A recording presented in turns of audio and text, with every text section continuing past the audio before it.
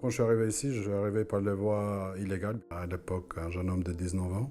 On venait de sortir de la guerre et tout le capital de mes parents, ils étaient finis en centre. On n'avait plus rien. J'étais l'aîné de la famille, donc j'ai pris la responsabilité d'arrêter ce que j'étais en train de faire pour pouvoir venir en aide à ma famille, à moi aussi.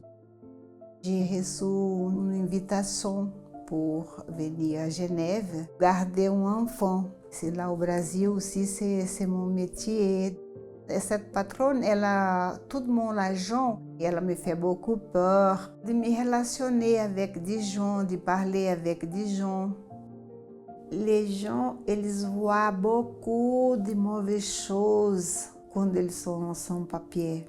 Parce que on change beaucoup d'adresse. Vous savez de ça, non? Des fois qu'on habite avec beaucoup de monde et on est contrôlé. Après, on sait que la police elle arrive. Et là, j'ai vu beaucoup de gens com a síndrome do panique. Des petits matins, quand on sortait de l'appartement pour aller au travail, on n'était pas sûr qu'on va revenir à la maison. Après, il y avait beaucoup d'entreprises, ils ne nous acceptaient même pas au rendez-vous. Le peu de possibilités qu'on avait, on était un peu les esclaves de bateaux, bien d'entreprises, quoi. Je suis venue et je me battais de gauche à droite.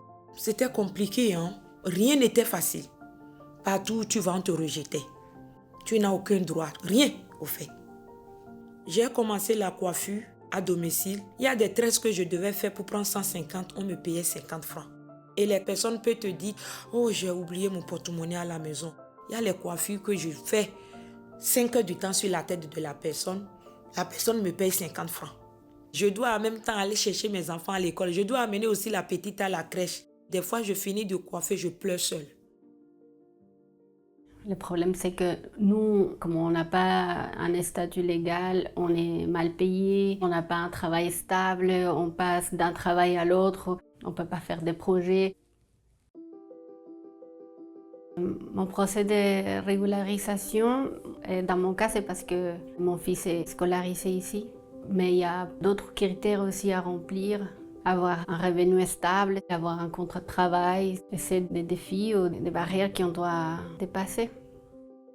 Le plus difficile, c'était justement ça, parce qu'on a rempli tous les autres critères. J'avais un salaire stable, mais mes patrons ne voulaient pas payer les cotisations. Donc, j'ai dû déposer mon dossier sans les cotisations. Et ça fait que j'ai dû les dénoncer à l'OCIRT. Il n'y avait pas un jour ou un moment qu'on ne pensait pas qu'est-ce qui va se passer, qu'est-ce qu'ils vont nous répondre. C'était compliqué, c'était un stress en permanent en fait.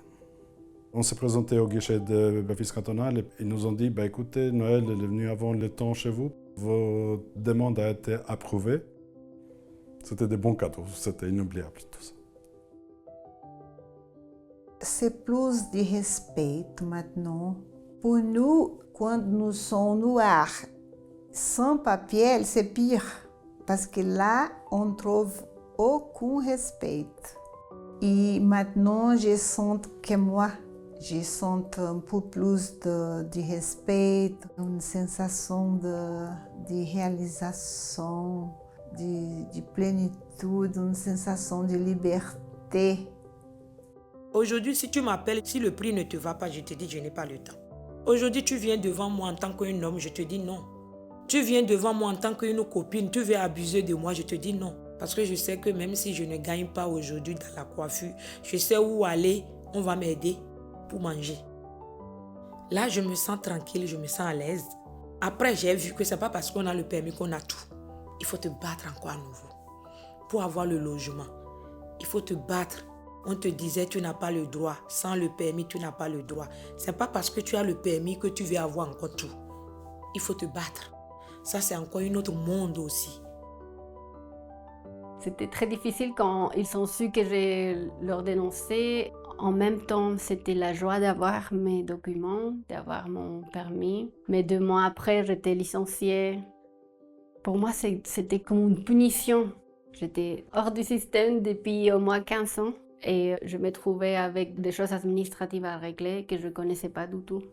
Donc, je suis au chômage et je ne trouve même pas pour employé de maison, même pas pour la garde d'enfants. Parce que maintenant, comme j'ai des documents, ils ne vont pas payer ce qu'il faut.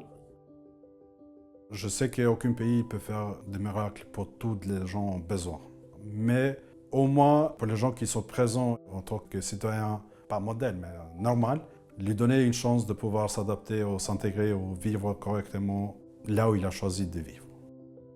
Nous, en tant que sans-papiers, on a soutenu une économie souterraine qui, si on peut survivre sans papier, c'est parce qu'il y a un marché qui nous soutient et que ça les aide aussi à faire tout ce qu'ils font tranquillement. Donc, on est dans l'échelle. Et nous sommes la partie la plus cachée, la plus invisible. Nous sommes là et nous faisons partie de cette société.